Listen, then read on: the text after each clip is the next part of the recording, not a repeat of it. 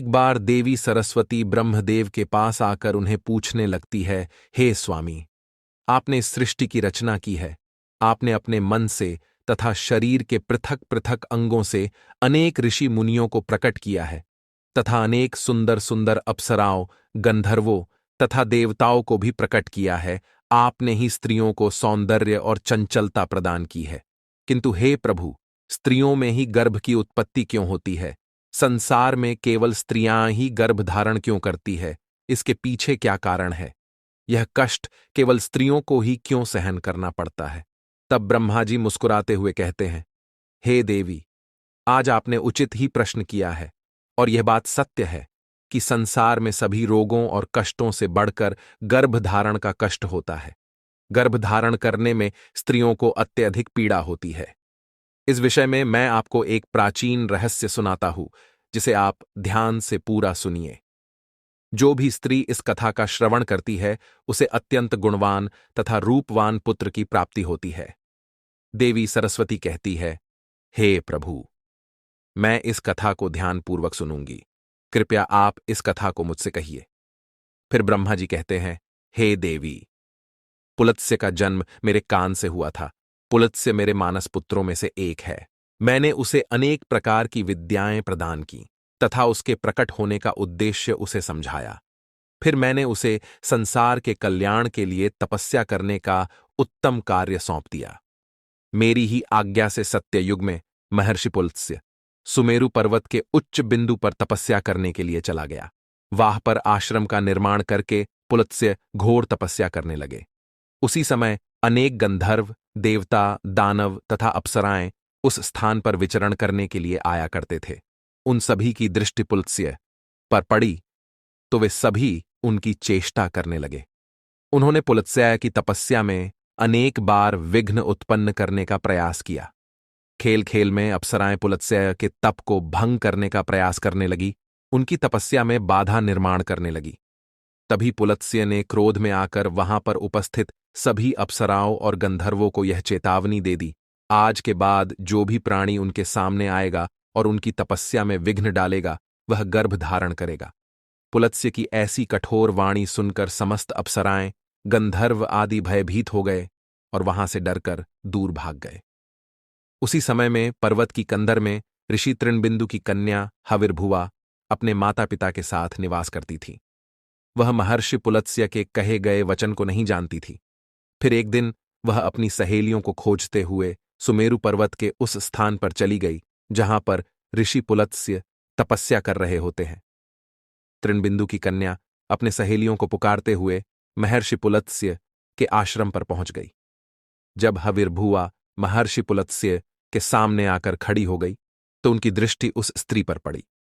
महर्षि पुलत्स्य की दृष्टि पड़ते ही पुलत्स्य के श्राप का प्रभाव उस पर पड़ने लगा। तत्काल ही उसका शरीर पीला पड़ने लगा और वह उसी क्षण गर्भवती हो गई। अचानक स्वयं के शरीर में इस प्रकार का विचित्र बदलाव देखकर हविर्भुआ अत्यंत घबरा गई। उतने में ही उसकी सखिया उस स्थान पर आ गई तो हविर्भुआ ने उन्हें उस घटना के बारे में बता दिया।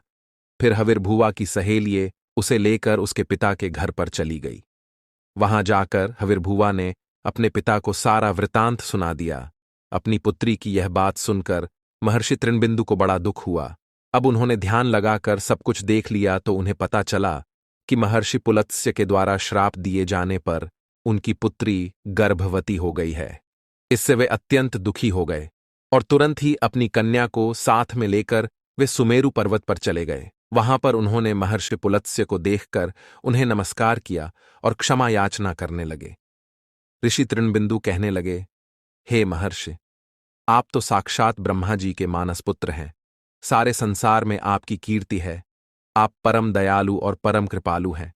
आज मेरी पुत्री के द्वारा अनजाने में ही अपराध हुआ है। वह आपके द्वारा कहे गए कथन से अनजान थी। आप ही के श्राप के कारण आज मेरी पुत्री गर्भवती हो गई है। यह संसार की पहली स्त्री है जो गर्भवती बनी है। इसीलिए हे मुनिवर, अब मेरी पुत्री से कौन विवाह करेगा? इसे तो कलंक लग जाएगा। इसीलिए मैं आपसे प्रार्थना करता हूं कि आप मेरी कन्या को पत्नी के स्वरूप में ग्रहण कीजिए। मेरी कन्या सर्वगुण संपन्न है। उसके मन में किंचित मात्र भी दोष नहीं है। वह अनजाने में ही आपके श्राप को ग्रहण किया है। यह सदैव ही आपकी सेवा में तत्पर रहेगी। इस प्रकार से ऋषि तृणबिंदु ने आदरपूर्वक महर्षि पुलत्स्य से विनती की। तृणबिंदु के आदर सत्कार और स्तुति से महामुनि पुलत्स्य अत्यंत प्रसन्न हुए और हविर्भुवा को दिए गए श्राप से उन्हें बड़ा दुख हुआ। फिर उन्होंने ऋषि तृणबिंदु को आश्वासन देते हुए कहा, हे मुनिवर, मैं आपकी स्तुति से अत्यंत प्रसन्न हूं। मेरे ही श्राप के कारण तुम्हारी कन्या गर्भवती हुई है, इसीलिए मैं तुम्हारी कन्या को मेरी पत्नी के रूप में ग्रहण करता हूं। इसीलिए तुम अब चिंता न करो। इस प्रकार से महर्षि पुलत्स्य ने ऋषि तृणबिंदु की कन्या हविर्भुवा को पत्नी के रूप में स्वीकार किया। तदनंतर तृणबिंदु की कन्या हविर्भुवा महर्षि पुलत्स्य के साथ उनके आश्रम पर ही रहने लगी और दिन रात सच्चे हृदय से उनकी सेवा करने लगी। महर्षि पुलत्स्य भी देवी हविर्भुवा की निस्वार्थ सेवा, पतिव्रता धर्म और भक्ति से अत्यंत प्रसन्न हुए और उनसे कहा, हे देवी, मैं तुम्हारी सेवा और भक्ति से अत्यंत प्रसन्न हूं, इसीलिए मैं तुम्हें मेरे ही समान पुत्र की प्राप्ति होने का वरदान देता हूं। जिस समय तुम मेरे सामने आई थी उस समय मैं वेदों का पाठ कर रहा था और तुमने वेदों का श्रवण भी किया है, इसीलिए तुम्हारा पुत्र चारों वेदों में पारंगत होगा और समस्त संसार को वेदों का ज्ञान प्रदान करेगा। तुम्हारा यह पुत्र सारे संसार में विश्रवा के नाम से प्रसिद्ध होगा। फिर कुछ समय के उपरांत देवी हविर्भुवा ने एक अत्यंत गुणवान पुत्र को जन्म दिया। महर्षि पुलत्स्य के कथनानुसार उस पुत्र का नाम विश्रवा रखा गया। विश्रवा अपने पिता महर्षि पुलत्स्य के समान ही विद्वान, सत्यवादी और धर्म का पालन करने वाले थे। उनकी ख्याति संपूर्ण विश्व में हुई। उनकी कीर्ति और महानता को देखते हुए महर्षि भारद्वाज ने अपनी पुत्री इडविला का विवाह उनके साथ कर दिया। फिर मुनि विश्रवा की पत्नी इडविला के गर्भ से एक पुत्र का जन्म हुआ, जिसका नाम वैश्रवण रखा गया। वैश्रवण का ही एक नाम कुबेर है। कुबेर जी ने ब्रह्मा जी को प्रसन्न करने के लिए कठोर तपस्या की। फिर कुबेर की तपस्या से प्रसन्न होकर ब्रह्मदेव ने उन्हें वरदान दिया और उन्हें उत्तर दिशा का स्वामी तथा धनाध्यक्ष बना दिया। इसके साथ ही मन की गति से चलने वाला पुष्पक विमान कुबेर को भेंट दिया। कुबेर जी धन के स्वामी हैं। गंधमादन पर्वत पर स्थित संपत्ति का चौथा भाग कुबेर जी के ही नियंत्रण में है। कुबेर जी ने उस धन का 16वां भाग मनुष्यों को प्रदान किया। महर्षि विश्रवा की दूसरी पत्नी का नाम कैकसी था। एक बार भगवान शिव ने माता पार्वती के लिए अत्यंत सुंदर महल का निर्माण करवाया था, जिसे लंका नाम दिया गया। उस लंका के गृह प्रवेश के समय भगवान शिव ने ऋषि विश्रवा को भी निमंत्रण दिया हुआ था। ऋषि विश्रवा अपनी पत्नी को लेकर लंका के गृह प्रवेश में गए थे। जब भगवान शिव ने ऋषि विश्रवा को दान मांगने के लिए कहा, तब विश्रवा की दुष्ट पत्नी कैकसी ने छल से उन्हें लंका मांगने के लिए विवश कर दिया।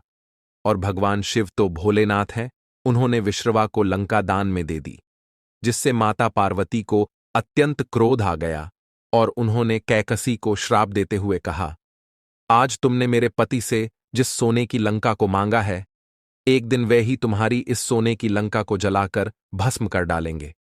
जिसके बाद विश्रवा जी ने भगवान शिव द्वारा प्रदान की गई सोने की लंका को अपने पुत्र कुबेर को प्रदान की, किंतु बाद में कैकसी के पुत्र रावण ने कुबेर से वह लंका छीन ली।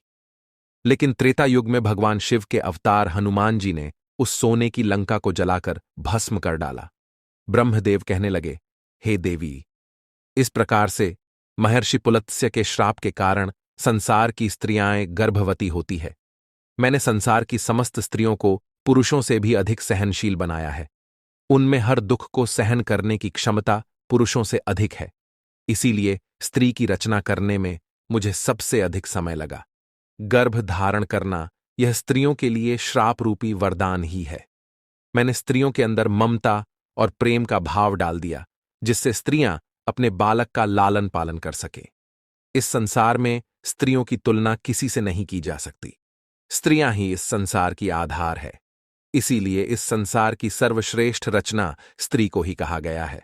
तो दोस्तों, इस प्रकार से महर्षि पुलत्स्य के श्राप के कारण ही संसार की स्त्रियां गर्भवती होती है। आपको यह कथा कैसी लगी कमेंट करके अवश्य बताएं। जानकारी अच्छी लगी तो वीडियो को लाइक जरूर करें। कमेंट में हर हर महादेव अवश्य लिखे। साथ ही चैनल को सब्सक्राइब करना ना भूले।